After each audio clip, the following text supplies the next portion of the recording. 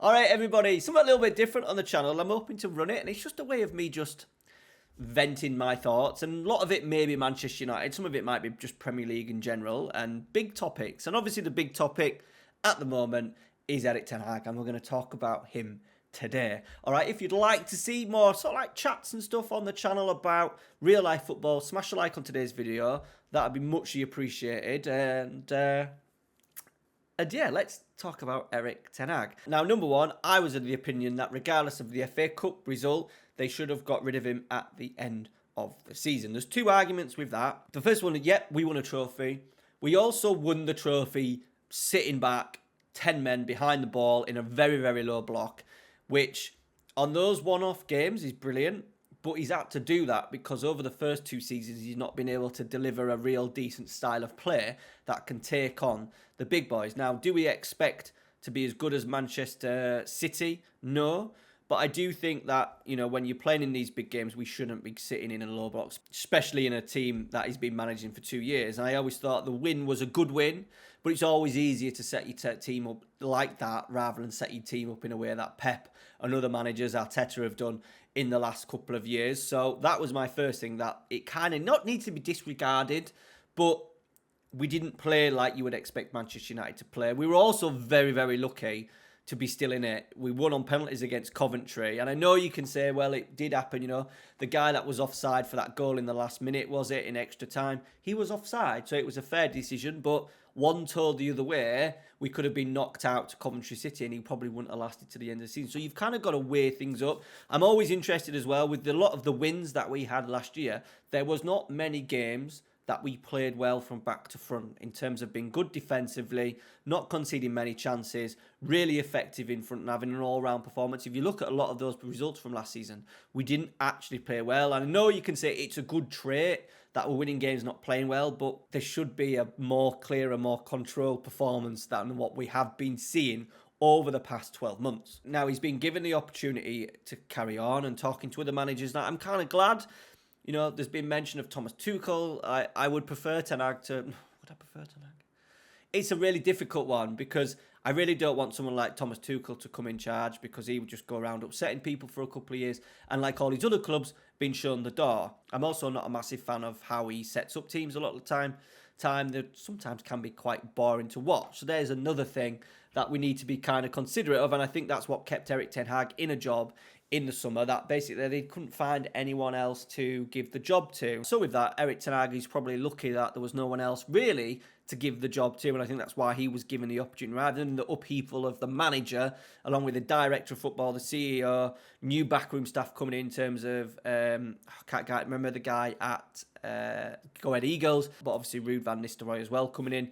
Having all those changes and then probably getting a manager would maybe too much to be done, in particular as well because of the transfer window and desperately needing to get players in this summer. It would have probably been a complete mess because there was no obvious candidate to replace him. So he's been given a chance and he's gone down exactly the same route as last year with a stronger squad, more money spent, and it doesn't seem to be getting better. We talk about this style of play. He has a style of play. It's just not a good one. It's not an effective one. It's not particularly nice to watch because we're just relying on occasionally winning the ball high and having Garnacho and Rashford running like racehorses down the wings of the pitch, hoping to hit teams on the break a lot of the time, and it's just not good to watch. Quite clear as well at the game against Spurs. No real build-up patterns as well. We're often giving away the ball in sort of like our deep possession areas. Martinez and that were panicking. Not so much Delict, but Martinez in particular was struggling. Often passes were just played into areas hoping that someone would pick the ball up rather than having set routines that you'd maybe see. I'm not going to talk about Pep and that, but even Roberto De Zerbi, Graham Potter, managers like that who have set ways of building out from the back. So that's a frustrating point that he's not been able to coach that. You guys know that I'm a York City fan. Adam Inglewood, come from a part-time team, in 7 weeks in pre-season has brought in a whole new players and has transformed the team. We're now playing some wonderful stuff, getting 50, 55, 65% possession, dominating games from back to front, not conceding goals. We've not conceded a goal, I think, in 7 hours of football. It's all been done in 7 weeks. And I kind of look at it and think, well, if he's teaching his team to do that, why can't then Ten Hag get a real good, clear style of play in two seasons and 3 summers at Manchester United. I find it really bizarre that it's acceptable that this carries on.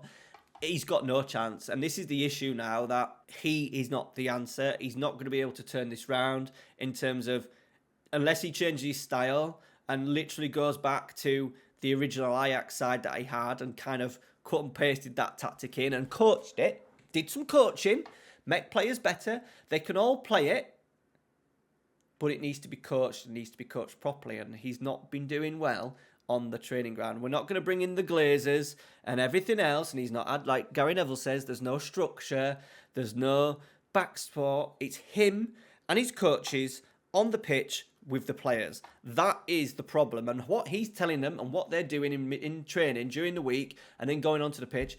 You watch Man United and you wonder what they've been doing on them. Obviously, there's European games and stuff, but just kind of wonder what they've been working on. And then when Ange turns up, who's getting absolute stick from Tottenham fans because he doesn't have a plan B. Well, Man United don't even have a plan A at the moment. Tottenham turned up and were absolutely fantastic. I am obviously a bit of an Ange fan, and fans have been moaning at him when they've done pretty well in games, and they've been losing games and not playing well. You know, they played well against Arsenal. They could have easily, if they'd have nicked that 1-0, it would have been counted as an absolute masterstroke by Ange, because Arsenal didn't really do much in terms of attacking threat. They'd kind of relied on set pieces, and they played well at Newcastle, and really unlucky. Should have won that one. They should have won Leicester. Whereas you look at Manchester United, you know, we could have been down at Southampton. We hung on a little bit and played poorly against Palace. We scored a last-minute winner against Fulham. So there's a lot of things in there. It's just like, yeah, we're not getting as many points as what we should. And then the games that we are doing, we're not actually playing that well. So he needs to go, right? He needs to go, and it needs to be done now, I think, because I just said, can't see it getting any better. We're going to probably lose to Porto in the week. I can't imagine we're going to be favourites for that. Aston Villa as well at the weekend. They're going to be absolutely up. People are just kind of preying on Manchester United, and just they must be absolutely licking their lips, Aston Villa, the manager and the players, thinking, God, we can absolutely pull one of the world's biggest football clubs apart at the weekend, and it could be likely that that will happen. Now, the issue is who to appoint as manager. Now, my choice, if I had to choose anyone in the world, it would be, I'd love to see Simone Inzaghi, Inter Milan manager, and there's a couple of reasons. Number one, by the way, he won't do it. He's committed to Inter Milan. He's committed to Italy as well. I don't think his English is that good. He's signed a new contract in the summer. He's out of the question. If we look at the betting lot, he's somewhere down here. I'll scroll down so you can see a little bit. He's there up here with 40-1. He's not going to be the new manager. So with that, he's not going to come. And I think that's the issue with a lot of these big clubs. They're not going to be able to get a manager. You know, Bayern Munich had to appoint Vincent Kompany in the end, and there's no way down the line, generally, he would get one of those jobs based on his performance last season. Now, if you look at these, there's a couple of big no's for me. Like, Ruud van Nistelrooy was okay in his year at PSV. They won the cup, but the performances they did against sort of like the big boys, I think it was even the cup final, maybe against Ajax. I could be wrong. He did a coach's voice video over it, and it was all about nullifying the threat of Ajax and really creating a real clear identity. I could be wrong on that.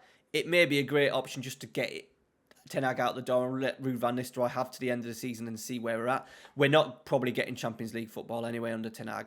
That's not happening. So you might as well just go with Ruud. If he does amazing, he's probably got the aura at the moment at the club to kind of kick on and maybe give it permanently. He's probably got a better idea as well about managing rather than the 33-1 shot in Ole Gunnar Solskjaer, because he struggled tactically. So it maybe that would be an option. Gareth Southgate, no. Thomas Tuchel, no.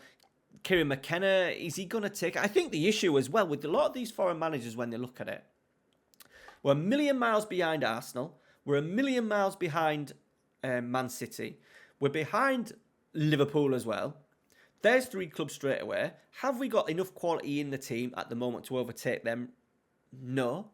A Pep Guardiola at Manchester City will do a miles better job than the Pep Guardiola would do at Manchester United because of the quality of players. So that is an issue. And I think it puts a lot of people off, whereas they're going to only get maybe A lot of them get 3 seasons or something like that to do a good job. In that, they're thinking, well, in that 3 seasons, it's going to take me that to try and get anywhere near them, Manchester City, if we're going to play this certain way. So that is a little bit of a worry that these big managers will not fancy the job. And this is why we're left with this kind of array of manager. Roberto De Zerbi would have been an interesting one in the season. I always kind of feel like I love how he sets his teams up and how he plays, but once again, like that Thomas Tuchel one, is he just going to upset too many people? Potentially really hard to work with. That could have been an issue. Is he going to sign for Manchester United right now? Probably not. A lot of these are going to have to wait till the end of the season. Thomas Frank's an interesting one. I'm not overly impressed by his general football at Brentford. He's done a tremendous job, but it is underdog football. It is underdog football for a lot of it. They did play really well in the Championship season. Whether he can replicate that at Manchester United would be interesting. But obviously he's played kind of underdog football for the last few seasons. Tried to be a little bit expansive, I think, at the start of last season, then pulled it back in when the Premier League safety was under threat a little bit. Graham Potter, I am actually a massive fan of Graham Potter. I just don't think that would be a popular choice in the fan base. Julian Nagelsmann's a killer. Like, it would have been great. He would have probably done it, but obviously he wants to manage Germany at a World Cup, so he's out of the reckoning. Mauricio Pochettino, it's a little bit 50-50 with me. Is he going to take us on to the next level? Is he going to introduce a really amazing style of play? Probably not. Chelsea did all right the last few games of the season, but they were only maybe at the level that they should be with the amount of money they've spent. Zinedine Zidane's not going to happen. Eddie Howe's an interesting one. It was rumoured yesterday that a reporter said Manchester United was seriously considering Eddie Howe, and it may be a situation that, because of what's going on at Newcastle, I do think he would do a good job. He's got kind of a simple base in terms of how he sets his teams up technically. It's all front foot. It's sort of like that 4-3-3, really aggressive, direct wingers, and he's had good results with it. He's probably, with the current squad personnel, he's probably got a team there that would potentially work. He's good with his players. He's a tremendous manager. Is it an amazing appointment? No. Would I prefer Eddie Howe to Erik Ten Hag? Yes, but it probably still doesn't tick a lot of boxes. Iraola's probably under the same thing, but my issue with him is that most of his stuff is done out of possession, of how they win the ball back, and we want to see a style of play with the ball rather than without it. Solskjaer, no. Ange, that's just not going to happen, is it? Hertzler's not going to happen. Marco Silva, God, no. Allegri's an interesting one, that's been mentioned, but his football is horrendous. Bored Juventus fans to death for the last couple of seasons. Michael Carrick needs to keep having a good season. Middlesbrough having a bit of a shocker at the moment, so that would put him up. Ruben Amorim's a good one. I'm not quite too sure what happened at Liverpool in the summer. Whether in the end they just chose slot over him, I don't know. He's got a good style of play. Could he implement that? Yes. Will I take him over Ten Hag? Yes. Unai Emery's not going to go. Xavi Hernandez is not going to go. I don't know if that real acute tiki-taka would maybe work in the Premier League with the players we've got. Roberto Martinez, no. Gary O'Neill, no. Pioli, no. Timota's not taking over. Alonso, Simeone, Maresca, none of these are taking over. Russell Martin's an interesting one because he will be probably free in a couple of weeks, but I imagine him losing his job at Southampton, and despite having a really good, clear style of play, he's probably not the sensible choice. Now, all the others are a bit of a joke. Wayne Rooney, Steve McLaren, and Jurgen Klopp. So as you can see, the options are limited. I would love to hear your thoughts. You can give me a kind of a realistic, ideal one. So don't say Pep, because he's not going to go. We know Simone Inzaghi's going to go, not going to go, but that would have been my choice. Manchester United fans, where are we going from here? Do we just let Ruud take it on till the end of the season? I kind of hate that idea, but maybe with an option that he takes over the team in the summer. Will there be more options? It might be easier to get a De Zerbi out of Marseille, Kieran McKenna out of Ipswich, or wherever Man United are looking. Their eyes will be fixed right now. The back room of Ashworth, Wilcox, Ineos, whoever, will all be looking at this now and looking, where the hell do we go from here? I think they've just allowed Erik Ten Hag to carry on so they can get all the other ducks in order, ready for really attacking it. I thought they've signed good players this summer. It's been a decent transfer window, getting players out and then bringing new players in. It's just an absolute shambles, in it. So, yeah, that is my thoughts. If you'd like to see more of these, let me know down in the comments. Hope you've enjoyed it. So let me know, next Man United manager, who the hell will it be? We know Ten Hag is going. It's just a question of when to defeat at the Porto and Villa might just end it. All right, guys, thanks for watching. Take care. See you later.